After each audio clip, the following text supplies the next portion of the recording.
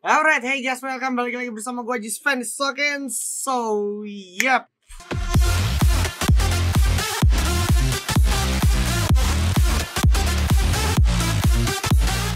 Yes, today is the day. Akhirnya gue berkesempatan lagi untuk buat konten lagi. Masih review rotasi. Dan review rotasi kali ini kita ngebahas tentang tim-tim yang akan bermain di FFVS. Kalau konten sebelumnya itu gue ngebahas konten tentang review rotasinya Fluxo. Kali ini gue mau bahas perwakilan dari Brazil juga yang bakal bermain di fase play-ins, yang akan menemani tim Indonesia kita, itu First Riders.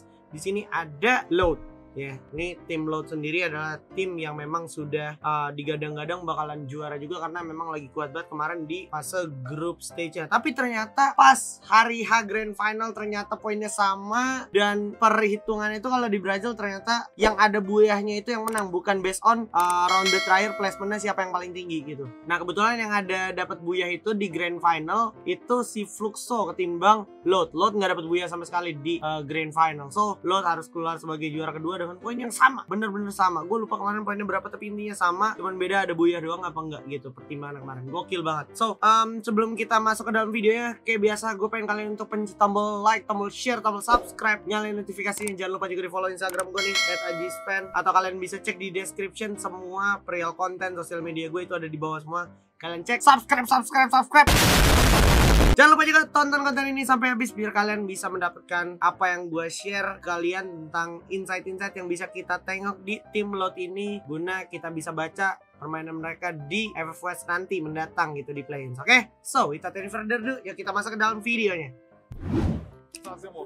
Nah, ini ya, secara drop zone teman-teman dari Load itu turunnya di Bayfront. Karena kita tahu Bayfront sendiri adalah tempat yang kebetulan sama kayak First Riders kemarin terakhir di Grand Final FFVM 2021 Spring. Jadi kalau jadi menarik nih kalau seandainya Load masih pakai rotasi yang sama atau drop zone yang sama, kemungkinan besar bakalan ketemu sama FR atau First Riders. Kira-kira kalau seandainya First Riders ketemu sama Load, siapa yang ngalah? Apakah FR atau Load? Atau bahkan mereka tabrak? Kalau mereka tabrak, siapa yang menang? Coba komen di kolom komentar. Apakah FR yang menang atau Load yang menang di Bayfront di perang-perang awal?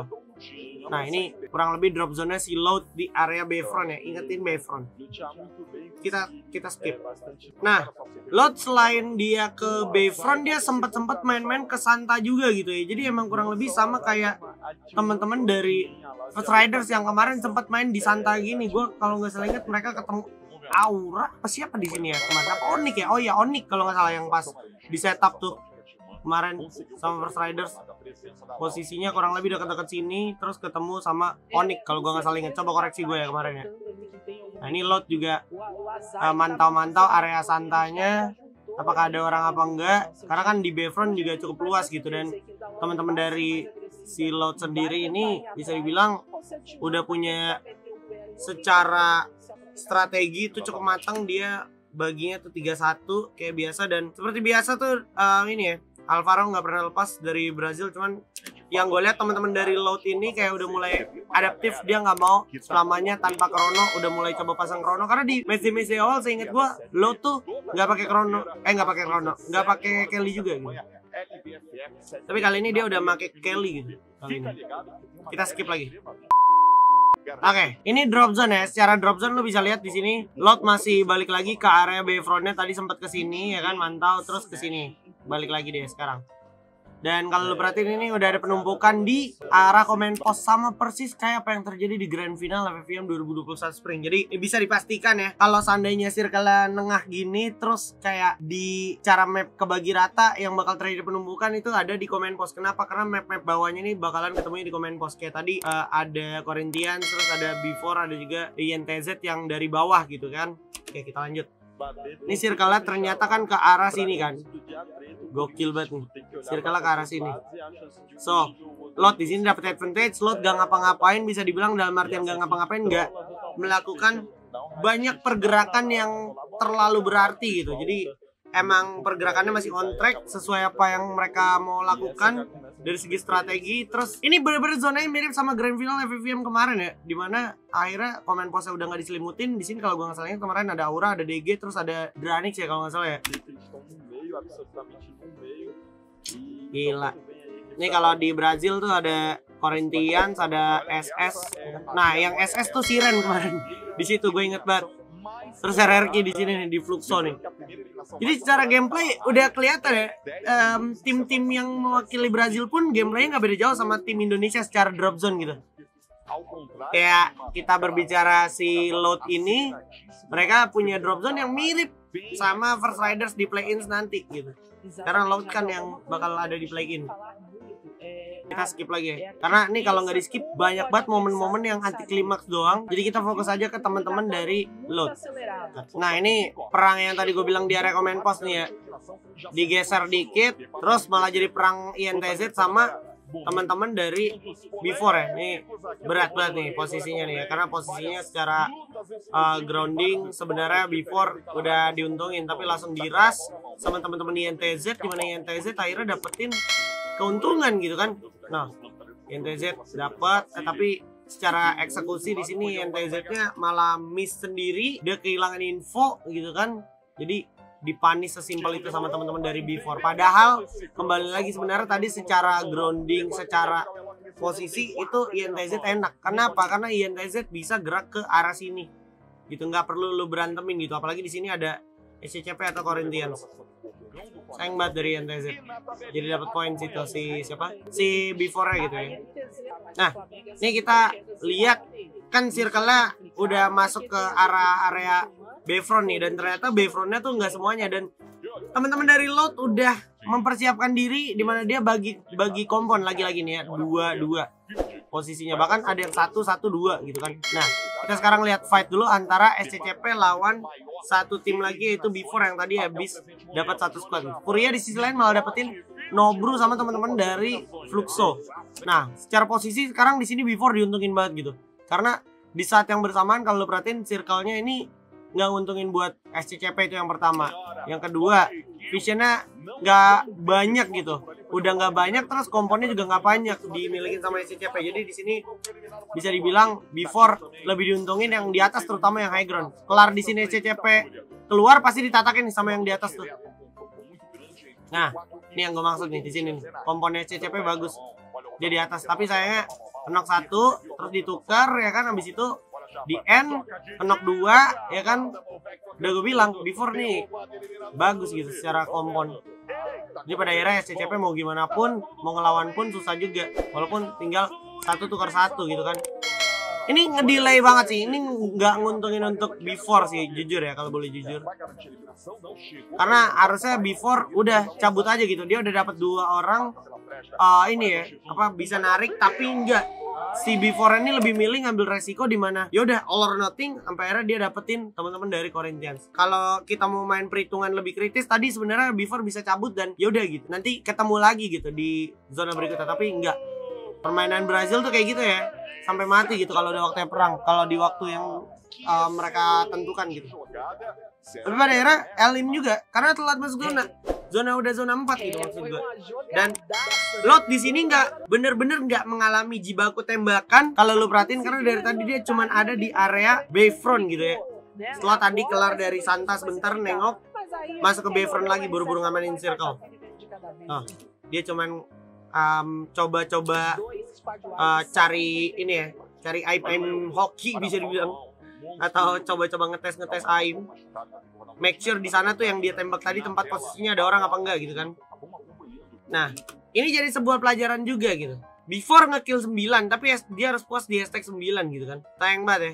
Kalau seandainya dia dapat placement yang lebih tinggi, gue yakin poinnya dongkrak gitu. Nih kalau poin 9 nih setara lu kayak masuk ke top berapa ya? Top 3 atau top 4 gitu ya. Tapi oke juga sih Before, harus gue yakin secara agresivitas dia dapat 2 tim.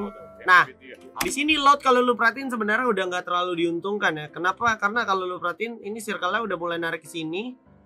Ya kan, walaupun emang dia main di Bayfront, cuman karena dia dari tadi secara penguasaan map dari Bayfront-nya itu kuat, makanya dia nyisain 1 orang. Dan semua orang nih di kompon yang berbeda-beda untuk make sure kalau ada musuh yang datang itu nggak semuanya langsung rata gitu, jeda rata gitu, disisain. Dan ini bener-bener ngedelay banget nih, CRZ bener-bener di-delay banget nih, dibikin kerepotan banget nih sama Loud ya. Jadi lo bisa bayangin nanti kalau seandainya Loud main di FFWS ketemu First Riders, bisa jadi kesulitan tersendiri juga kalau misalkan kena delay sama teman-teman dari load. Atau sebaliknya, menurut lo gimana? Load yang ngedelay first rider atau first rider yang bisa ngedelay load? Coba komen kalau komentar. Gua penasaran nanti di FFWS play-in kayak gimana. So, kita bisa lihat dulu di sini teman-teman dari One juga kalau lo perhatiin sebenarnya masuk di waktu yang tepat gitu. Tapi sebenarnya mereka udah nggak punya banyak pilihan lagi karena kiri kanan mereka udah ada satu tim gitu. Ada VK, ada SS gitu di sini. Dan di depannya SS ada load gitu. So, sulit banget ini secara posisi ya. Nah, jatuh kan satu, tembak ya kan, terus di belakang di sini Furia udah nggak punya pilihan ya kan. Load di sini 3 orang enak banget bisa mantau si SS. SS bisa ke sini. Jadi ini begini nih. Kayak pentagon atau segi 5 gini ya. Saling berkaitan gitu. Dan yang belakang ya yang ngedelay yang ini si Kronos. Nah, Will bener-bener mantau si SS-nya gitu sambil berhati-hati banget kayak ngintipnya tuh bener-bener ngintip-ngintip ya Bla ya. Tuh. Tak gitu. Nah, Furia udah gak punya pilihan karena yang tadi gue bilang ditatakin sama Kronos ya. Kronosnya disisain satu di belakang karena emang Kronos tuh aim star-nya bisa dibilang. Dari si Load ya. Dan Will biasanya. Nah, ini sekarang mereka masih tetap dalam jangkauannya SS aja. Mereka nggak mau fokus ke sini karena kalau fokus ke sini nggak cuan untuk teman-teman dari Load ya. Kenapa nggak cuan? Karena kalau seandainya nanti dia lepas vision dari si SS-nya ini, Load bisa aja kecolongan, si SS-nya bisa ngeras ke arah sini, ke komponen Load, which is komponen Load juga lagi cukup menjanjikan gitu kan. Kalau perhatiin, jadi di sini fokus dari Load bisa gue perhatiin, bisa gue bilang cukup bagus sampai akhirnya ini yang gue maksud.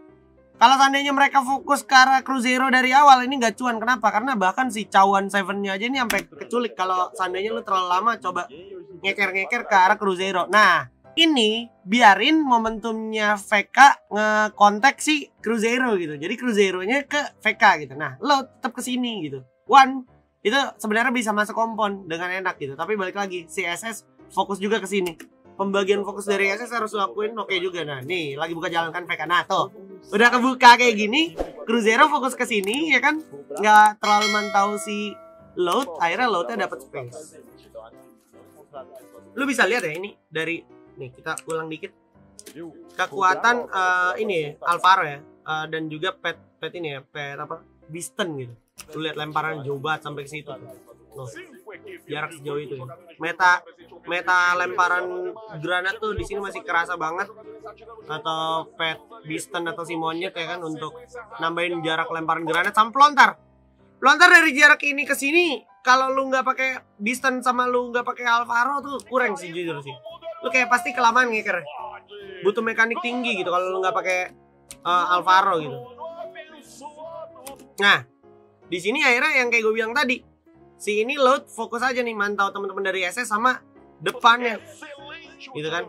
Yang lagi tadi mau datang ke arah Cruzeiro. Si VK enak banget tuh kan. Bahkan ada satu kawan Seven dia pakai lontar gitu kan.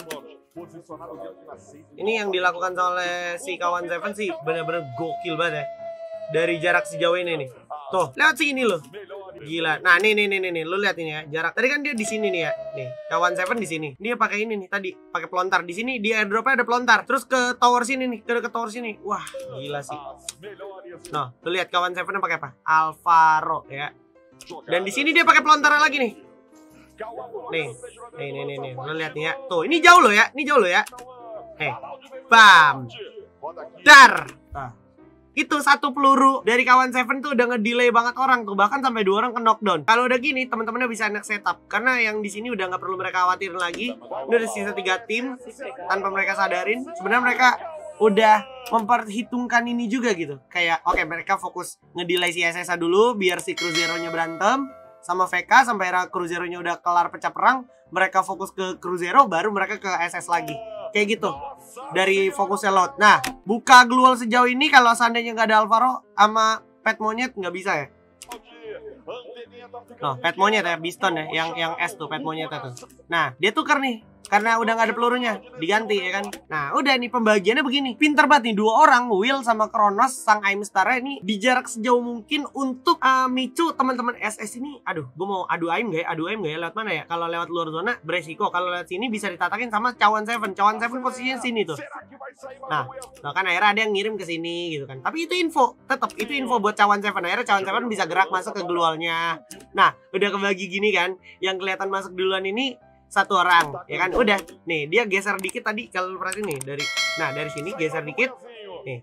Lepas pas ini maju, geser dikit. Oh, geser dikit ke situ dia dapat vision nembak ke sini. Cawan Seven juga dapat pergerakan biar bisa natakin yang ini, yang di luar zona. Cawan Seven dapat info, ternyata masih ada orang yang di luar zona. Di sini cuma satu.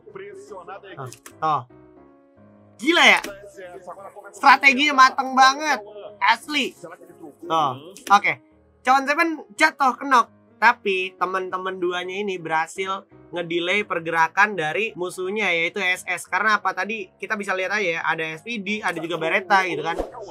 Dari Will sama Kronos. Udah. Wow, ya. Gila.